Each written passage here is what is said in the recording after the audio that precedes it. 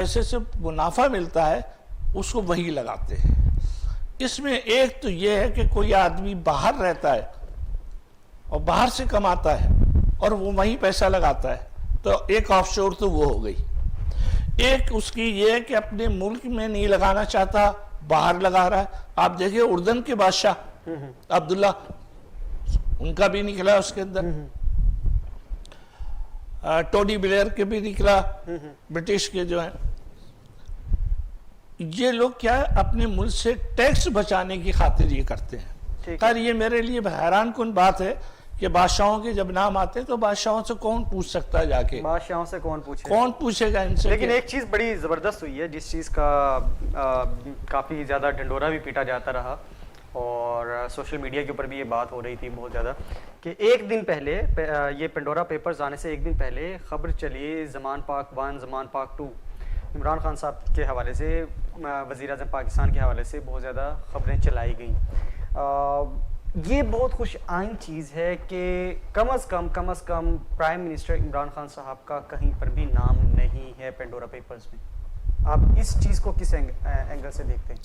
नहीं, वो देखिए हमारे क्या, जैसी ये खबर बाहर आई तो सबसे ज़्यादा एक्टिव हो गई अपोजिशन। एहसन इकबाल ने इस पर तो बयान भी दे दिया, इस्तीफे का भी मुतालबा कर दिया। जी बिल्कुल, इतना भी इंतजार नहीं किया कि इसकी डिटेल आ जाए। बिल्कुल। और बाद में जब वो उसकी इंक्वायरी हुई तो पता चला वो उनके घर से वो फरीदुद्दीन साहब नामी कोई शख्स है और उसके साथ, और उसने अपनी क्लैरिफिकेशन दे दी कि वो ना इनसे मिला है, उसकी अपनी है, सब कुछ है। तो बहरहाल, और फिर सबसे अच्छी बात ये है कि इस इदारे ने खुद क्लैरिफिकेशन दे दी कि इमरान खान की कोई ऑफशोर कंपनी नहीं है। इससे उन्हें बड़ी तकवीयत मिली। जब इससे तकवीयत मिली तो फिर इन्होंने ये कदम उठाया कि हम सबकी इंक्वायरी करेंगे।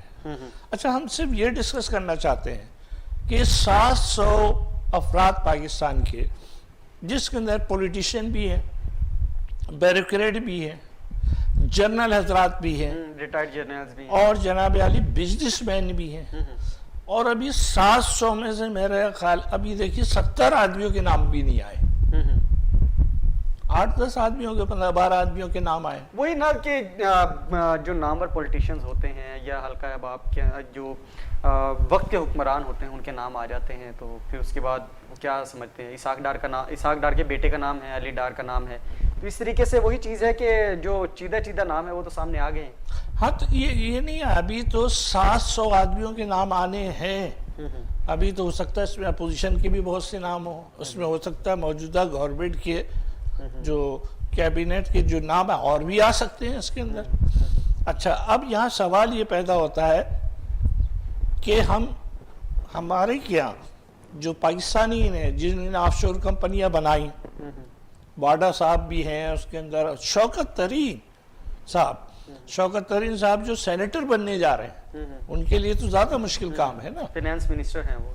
उन्होंने अपनी क्लैरिफिकेशन दे दी। अब बात एक चीज तय हो गई कि ऑफशोर कंपनी नाजायज नहीं है। अच्छा, अब ये जायज और नाजायज के ऊपर बातें हो रही हैं। पहले तो ये चीज तय हो गई क्योंकि पनामा में इसको मिस यूज किया गया था। ऑफशोर कंपनी आप बना सकते हैं किसी भी। अब क्वेश्चन क्या, हम अपने वतन के लिहाज से बात कर रहे हैं कि क्वेश्चन ये है कि आपसे ये सवाल किया जाएगा कि ये आपने इलेक्शन में फॉर्म भरा, इलेक्शन कमीशन में देयर वाज ए क्वेश्चन कि आपकी प्रॉपर्टी क्या है, आपकी लोकल प्रॉपर्टी और बैरून मुल्क आपको शो करनी थी।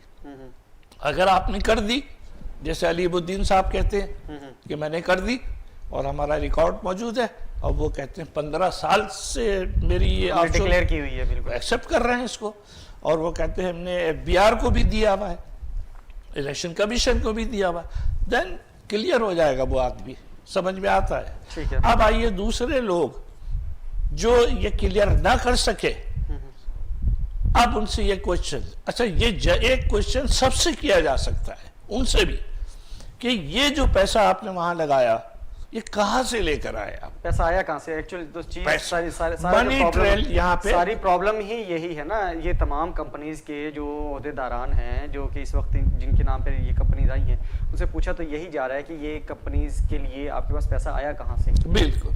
अच्छा, चूंकि जर्नली तौर पे सब समझते हैं कि उन्हीं ने एक फैसिलिटीज दी है ना कि आप अपना ब्लैक मनी ला के लगा दें यहाँ पे, हम तो नहीं पूछेंगे आपसे, ना वो पूछ रहे हैं। अच्छा, मैं सबसे बड़ा शिकवा तो करता हूँ बरतानिया जैसे मुल्क से कि वो इस ब्लैक मनी वालों को, मनी लॉन्ड्रिंग वालों को फैसिलिटेट कैसे करता है? क्यों फैसिलिटेट कर रहे हैं? बेसिक सवाल यही है कि आपका मुल्क तो बड़ा, आप ये कहते हैं कि आप तो जमहूरियत के अलमबरदार हैं, आप ये कहते हैं कि हमारे यहाँ बड़ा निज़ाम है हर चीज़ का, लेकिन यहाँ पर हर चीज़ को वही ब्लैक मनी को वाइट मनी बनाने का भी तरीकाकार बताया जाता है। आपको प्रॉपर प्रोवाइड की जा रही है, प्लेस प्रोवाइड की जा रही है, आप लाएं हमारे मुल्क में लाके पैसा रखें, आपकी जितनी बड़ी अमाउंट होगी गलत तरीके से कमाई है वो हम आपको बिल्कुल पाक साफ करके दे देंगे। अच्छा, अब मैं ये कहता हूँ कि पाकिस्तान को भी यही काम करना चाहिए। अब बंडल आइलैंड बना रहे हैं आप, हाँ, लगाइए वहाँ पे शोर कंपनियाँ, ऑफशोर कंपनियाँ, दुनिया को ऑफर दे दीजिए, दुनिया को ऑफर दे दें, दे दीजिए। हम जैसे गरीब मुल्कों का, अब हमारे कि हमारा पैसा गरीब मुल्कों का कहाँ जा रहा है? अमेरिका जा रहा है, ऑस्ट्रेलिया जा रहा है, पनामा जा रहा है, यूके जा रहा है। हम गरीब मुल्क हैं, पैसा हमारा जा रहा है और हमारे पास सारे सबूत मौजूद हैं कि ये पैसा नाजायज तरीके से गया, लेकिन आप हमारा कहाँ साथ दे रहे हैं? बरतानिया कहाँ साथ दे रहा है? तो अब जब तक ये यूएनओ में ये मसला नहीं उठेगा उस वक्त तक जो है इसके ऊपर कोई कार्रवाई नहीं हो नहीं सकती। और इसमें एक अजीब सी बात है, जरा सा शायद थोड़ी मैं मुख्तलिफ बात कर रहा हूँ, जी जी, पता नहीं लोग एग्री हों। हमने ये अंदाजा लगाया कि ये ऑफशोर कंपनियां खत्म करना खुद चाहती हैं, अब खुद खत्म करना चाहती हैं जी। यानी जैसे बरतानिया में जो ब्रिटिश वर्जिन आइलैंड में है, वो चाहते हैं कि हम इसको ख़त्म करें। अच्छा, उनके कानून के मुताबिक वो नहीं ख़त्म कर सकते, जो उन्होंने कानून बनाया था उसके लिए, क्योंकि उनका ब्रिटिश लॉ नहीं चलता ना वहाँ पे, या किसी का भी नहीं। उसको एक ख़ास कानून की हैसियत दी हुई है और उसको प्रोटेक्शन दिया हुआ। अब उसका एक ही तरीका है कि लोगों को डिस्करेज करें। उन्हीं के ज़रिए ये लिस्टें निकाली हैं, वरना अगर आप देखें ना कि कितना 1,19,000 तकरीबन आ रहे हैं, तो इतनी डॉक्यूमेंट आपने जमा कर ली है, इतनी मालूमात आपने निकाल ली, ये कोई बहुत बड़ा हैरत अंगेज काम नहीं किया है। ये बिल्कुल ऐसा है मेरी नज़र में कि एक लिस्ट आती है हर साल के, दुनिया के अमीर तरीन लोगों की लिस्ट आती है ना, कैटेगरीज के लिहाज से, नंबर 1, नंबर 2, नंबर 3, या मकबूल तरीन लोग 100 आदमी, उनकी लिस्ट आती। ऐसे ही एक आपने एक लिस्ट दे दी कि ऑफशोर कंपनी के ऑनर्स कौन है, इससे कनेक्टेड कौन है, तो ना तो ये जुर्म है। अब जुर्म उस सूरत में है हर मुल्क के कानून के मुताबिक। अच्छा, एक काम कर लें, हम यहाँ पर थोड़ा सा हुकूमत का मौक़िफ़ जो है ना वो लेना बहुत ज़रूरी है, क्योंकि जो नाम इस वक्त आ रहे हैं उस हवाले से हम ज़रा बात कर लेते हैं। हमारे साथ इरफान महबूब जिलानी साहब ने हमें टेलीफोन लाइन पर ज्वाइन किया है, हमारे साथ मौजूद हैं, हम इनसे पूछते हैं। अस्सलाम वालेकुम इरफान साहब। जी वालेकुम अस्सलाम। इरफान साहब, पेंडोरा पेपर्स आ गए, अलीम खान, शौकत तरीन, फैसल बावडा, ये 3 बड़े नाम, खास तौर पर फाइनेंस मिनिस्टर का नाम इसके अंदर आ रहा है। क्या समझ रहे हैं इस वक्त गवर्नमेंट की क्या पॉलिसी है? गवर्नमेंट की सीधी सीधी पॉलिसी है। प्राइम मिनिस्टर साहब ने कह दिया है कि जो भी करप्शन में या जो भी किसी चीज में जिसके नाम आएंगे, इन्वॉल्व होगा, उसका एहतसाब होगा। ये स्ट्रेट पॉलिसी है गवर्नमेंट। सर, नाम तो आ गए हैं, बिल्कुल, आप थोड़ा इंतजार भी कर लें इंशाल्लाह। इंतजार मतलब कितना इंतजार कर लें? टाइम दे दें हमें? टाइम कैसे दे सकते हैं जी? ठीक है, मतलब कि आप लोगों का एक स्टांस है इसके ऊपर। ऑब्वियसली ये स्टांस तो प्राइम मिनिस्टर इमरान खान साहब का हमेशा से रहा है। प्राइम मिनिस्टर इमरान खान साहब का नाम नहीं है, ये हमारे लिए बहुत सुकून वाली बात है कि कम से कम हम उनके साथ उसको एसोसिएट नहीं कर रहे। लेकिन ये जो दाएं बाएं लोग खड़े हुए हैं, इनके साथ आप क्या करेंगे? आपकी आवाज साफ नहीं आई मुझे। सर, मैं ये पूछना चाह रहा हूं कि ये जो दाएं बाएं लोग खड़े हुए हैं, जो जिनकी वजह से प्राइम मिनिस्टर इमरान खान साहब की जो कुर्सी है उसके ऊपर बातें हो रही हैं, उनके साथ क्या करेंगे? देखें, मैं कहता हूं ये बहुत कबल वक्त है और हम सबको थोड़ा सा इंतजार करना चाहिए, वजीर आजम साहब पे भरोसा रखना चाहिए। माजी में भी इसी तरह से हुआ है। अलीम खान साहब जो है वो पहले भी आपको पता है कि उनका एहतसाब के मराइल से गुजर के वापस आए हैं, और इसी तरह से आपके सामने मौजूद है। बहुत सारे ऐसे लोग हैं, अब मैं नाम किसी का क्या लूं, लेकिन हम सबके सामने मौजूद हैं बहुत सारे ऐसे लोग जो अभी भी एहतसाब के अमल से गुजर रहे हैं, जो कि करीबी थे लोग खान साहब के। तो मेरा ख्याल है कि पाकिस्तान को एक ऐसा वजीर आजम मिला है पहली दफा जो जिनका अव्वलीन मकसद जो है वो इंसाफ है और एहतसाब है। तो मेरा ख्याल है कि हमें कुछ दिन और थोड़ा सा रुकना चाहिए, तो इंशाल्लाह चीजें हमारे सामने क्लियर हो जाएंगी। सर बिल्कुल हम रुकेंगे, हम वेट करेंगे, लेकिन एक शख्स के हवाले से मैं जरूर पूछना चाहूंगा। शुगर के साथ उनका जो है वो, मैं उनको ये नहीं कहता हूं, अभी कोई नेगेटिव कमेंट नहीं करना चाहता हूं। जुनूबी पंजाब की बहुत बड़ी आवाज, जुनूबी पंजाब से आपके साथ शरीक हुए थे पाकिस्तान तहरीक इंसाफ में, खुसरो बख्तियार, उनका नाम आ रहा है इसके अंदर।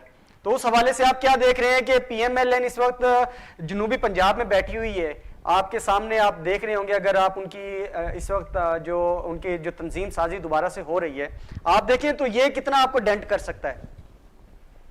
देखिए, डेंट इंशाल्लाह कुछ भी नहीं करेगा। डेंट तो जब करेगा जब हम या तहरीक इंसाफ या वजीर आजम किसी को सपोर्ट करें, ऐसे आदमी को।